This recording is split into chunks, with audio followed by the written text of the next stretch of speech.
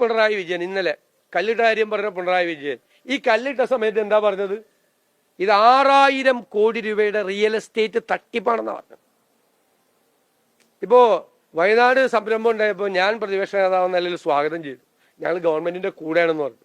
വിഴിഞ്ഞം പദ്ധതി തുടങ്ങുമ്പോൾ ഇന്ന് ക്രെഡിറ്റ് എടുക്കാൻ ശ്രമിക്കുന്ന ജനങ്ങൾക്കറിയാലോ, ഈ മുഖ്യമന്ത്രി അന്ന് പാർട്ടി സെക്രട്ടറിയാണ്. അന്ന് പറഞ്ഞത് ഈ വിഴിഞ്ഞം തുറമുഖം കേരളത്തിന്റെ ആവശ്യമാണ്, ഇതിന്റെ നിർമ്മാണം പൂർത്തിയായി, ഇത് കേരളത്തിന്റെ വികസന സാധ്യതകൾ തുറക്കുന്ന ഒരു സംഭവമാണ്, അതിന്റെ കൂടെ ഉണ്ടാവും. ഞാനന്ന് പ്രതിപക്ഷ നേതാവിനെ ഞാൻ അങ്ങനെ പറയുള്ളൂ. അദ്ദേഹം പറഞ്ഞത് എന്താണ്? അങ്ങനെയല്ല പറഞ്ഞത്. ഈ ഉമ്മൻചാണ്ടി ഈ കല്ലിട്ടതിനെ പറ്റി തമാശയുള്ള കല്ലിട്ടപ്പോൾ പറഞ്ഞത് ഇത് 6000 കോടി രൂപയുടെ റിയൽ എസ്റ്റേറ്റ് തട്ടിപ്പാണ്, കടൽ കൊള്ളയാണ്, മത്സ്യത്തൊഴിലാളികളുടെ കണ്ണീരാണ് അവിടെ വീഴാൻ പോണെന്ന്.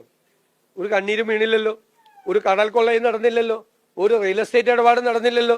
9 കൊല്ലമായിട്ട് ഭരിച്ചിട്ട് അന്നാ പിന്നെ ഒരു അന്വേഷണം നടത്തി ഉമ്മൻചാണ്ടിയെ കുറിച്ച് എന്തെങ്കിലും പറയായിരുന്നില്ലേ? അവര് തന്നെ വെച്ചല്ലോ CN രാമേന്ദ്രൻ നായർ കമ്മീഷൻ. ആ കമ്മീഷന്റെ റിപ്പോർട്ട് എന്താ? ക്ലീൻ ചിറ്റാണ് ആ മനുഷ്യൻ ചെയ്തതിന് മുഴുവൻ. അപ്പൊ ആ മനുഷ്യനെ കുറിച്ച് ഒരു വാക്കുപോലും പറയാതെ ഞാൻ അത് തന്നെയാണ് പറഞ്ഞത്, അടുത്തുള്ള വീട്ടിലെ കാര്യത്തിന്റെ പിതൃത്വം അദ്ദേഹം ഏറ്റെടുക്കുകയാണ്.